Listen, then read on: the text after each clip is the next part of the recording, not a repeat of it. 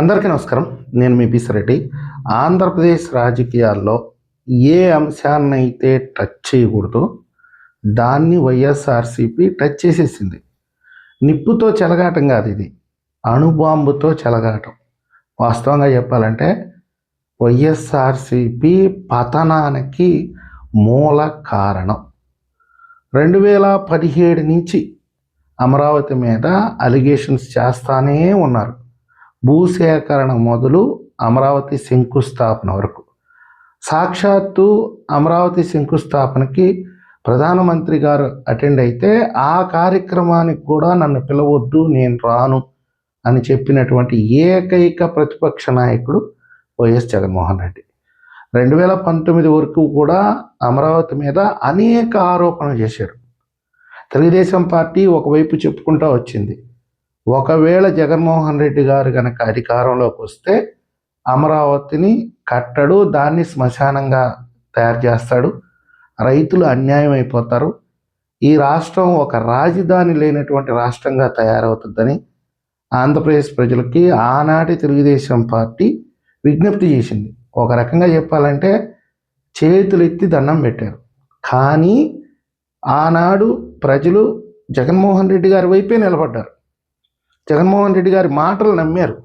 ఎందుకనంటే ఆయన చేసినటువంటి ఆరోపణలో వాస్తవాలు ఉండొచ్చు, అక్కడ రియల్ ఎస్టేట్ వ్యాపారం జరగండొచ్చు, కాంట్రాక్టర్లకి ఇబ్బడిముబ్బడిగా డబ్బులు దోచి పెడుతున్నారేమో, కానీ ప్రజలు అంతిమ నిర్ణయం అయితే అమరావతి రాజధానిగా ఉండాలి, అక్కడ అవినీతి ఆరోపణలు చేస్తున్నారు కాబట్టి, అక్కడ కనీసం ఒక ఇటుకు కూడా పెట్టలేదని చెప్తున్నారు కాబట్టి జగన్మోహన్ రెడ్డిని అధికారంలోకి తీసుకొస్తే అమరావతి నిర్మాణం చాలా వేగంగా జరగద్ది, అక్కడ జరిగేటటువంటి అవినీతిని మొత్తం ఈయన అంతం చేస్తాడు, వాళ్ళ మీద కేసులు పెడతాడు, ఖచ్చితంగా రైతులకు కూడా న్యాయం జరగద్ది, రాష్ట్రానికి ఒక అద్భుతమైనటువంటి రాజధాని నిర్మాణం జరగద్దని ప్రజలు ఆశించారు.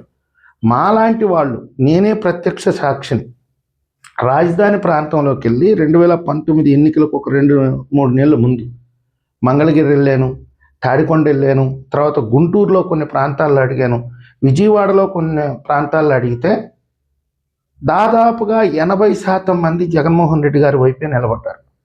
తెలుగుదేశం పార్టీ చెప్తుంది కదా, ఒకవేళ జగన్మోహన్ రెడ్డి గారు అధికారంలోకి వస్తే అమరావతిని ఆపేస్తాడని తెలుగుదేశం పార్టీ చెప్తుంది కదా అంటే, వాళ్ళ నుంచి స్పష్టంగా ఒక మాట వచ్చింది, బుద్ధి జ్ఞానం ఉండేవాడు ఎవడైనా, కడుపు కూడి తినేవాడు ఎవడైనా సరే ఒక రాజధాని నిర్మాణాన్ని ఆల్రెడీ 53,000 ఎకరాల భూమి సేకరణ జరిగింది, ఒక 60,000 కోట్లో 70,000 కోట్లో పెట్టుబడి పెట్టారు, రోడ్లు వేస్తున్నారు, ఇలాంటి దాన్ని ఆపుతారా?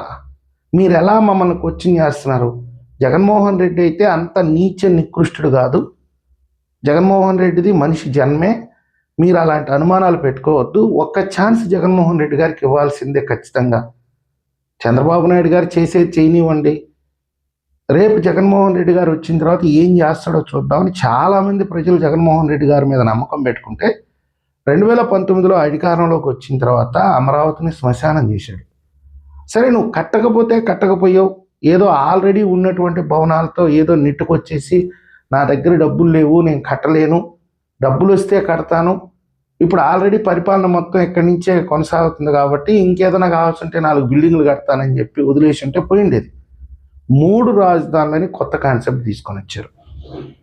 ఇందులో భాగంగా ఎవరికి చెప్పా పెట్టకుండా ఋషికొండ ప్యాలెస్ కట్టేశాడు వైజాగ్లో.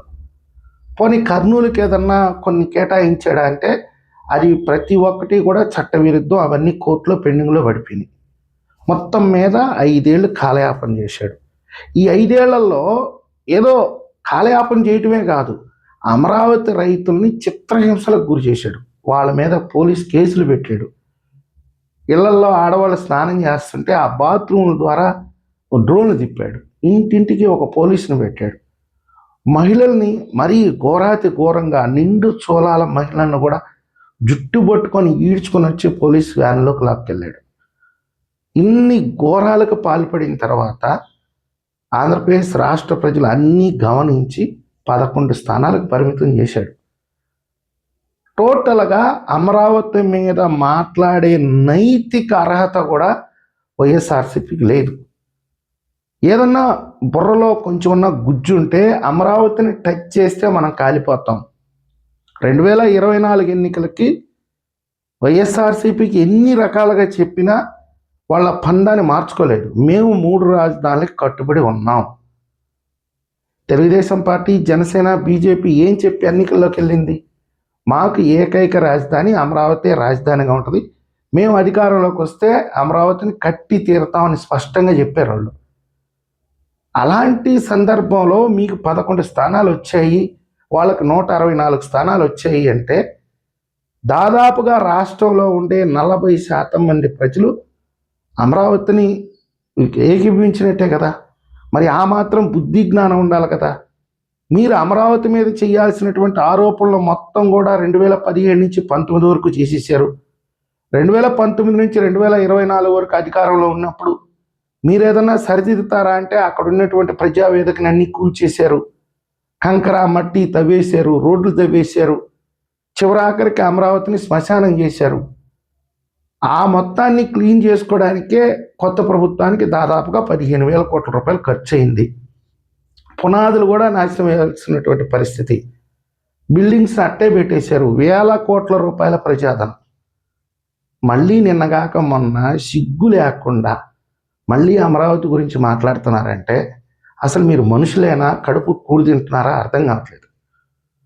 మీ గురించి మీరైనా ఆలోచించాలి కదా, ప్రజల గురించి ఆలోచించకపోతే పోయింది. మీ రాజకీయ భవిష్యత్తు గురించైనా మీరు ఆలోచించాలి కదా.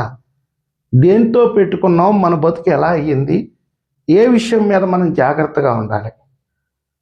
మీకు స్పష్టంగా చెప్తున్నా వైఎస్ఆర్సీపీ వాళ్ళకి, మీకు బాధ ఉండొచ్చు, నా మీద ట్రోల్ చేయొచ్చు, కానీ అమరావతే మీ పాలిట మృత్యు.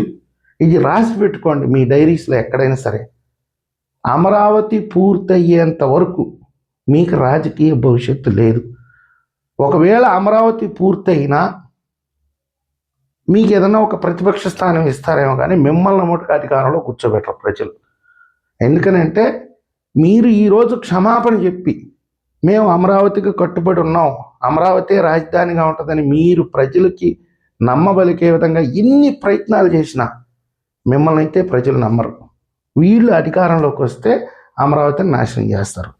అది ప్రజల డబ్బు అండి, అదేం చంద్రబాబు నాయుడు గారితో, పవన్ కళ్యాణ్ గారితో కాదు. కొన్ని లక్షల కోట్లు తీసుకొచ్చి ఈరోజు అమరావతి మీద పెట్టుబడులు పెడుతున్నారంటే ఇవన్నీ కూడా రేపటి తరం ప్రజలు అనుభవించాలి, వాటిలన్నింటినీ కట్టాలి ప్రజలు. అమరావతి మీద లాభం ఎప్పటికి వస్తుంది అనేది పక్కన పెడితే ఇప్పటికైతే ప్రజలకు భారమే.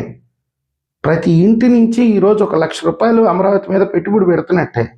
మీ రాజకీయ స్వార్థం కోసం రేపు అధికారంలోకి వస్తే ఏం చేస్తారో అనేది ఆల్రెడీ ఒకసారి చూశారు. మళ్ళీ చేస్తారు, నాశనం చేస్తారని మీకు ఎలా ఓటేస్తారు? నాకు తెలిసి ఎంతో కొంత ప్రభుత్వం మీద వ్యతిరేకత ఉంటుంది కాబట్టి ఏదో 15 స్థానాలు 20 స్థానాలు తెచ్చుకొని అటు తెలుగుదేశం పార్టీని, బీజేపీని, జనసేనని బ్లాక్మెయిల్ చేస్తూ అరెస్టుల నుంచి తప్పించుకోవడం కోసంగా ఇలా ఏదో కాలం గడిపేయాలంటే మాత్రం అమరావతి జోలికి రావద్దు. నేను చేసేటటువంటి రిక్వెస్ట్ కాదు ఇది, మీకు ఇచ్చేటటువంటి సజెషన్. అమరావతిని అసలు మర్చిపోండి. అమరావతి గురించి నోరు తెరిచి మాట్లాడితే మీ స్థాయి ఒక 10% కింద పడిపోద్ది. ఆల్రెడీ భూస్థాపితం చేసేసారు ఆంధ్రప్రదేశ్ ప్రజలు. కాకపోతే ఎవడో ఒకడు మాట్లాడేదానికి ఉండాలి కదా, ప్రభుత్వాన్ని భయపెట్టేదానికో బ్లాక్మెయిల్ చేయడానికో ఉండాలి కదా అని మిమ్మల్ని కొంచెం ఆదరిస్తున్నారు. మళ్ళీ అమరావతి గురించి గెలికితే మాత్రం భూస్థాపితం అయిపోతారు.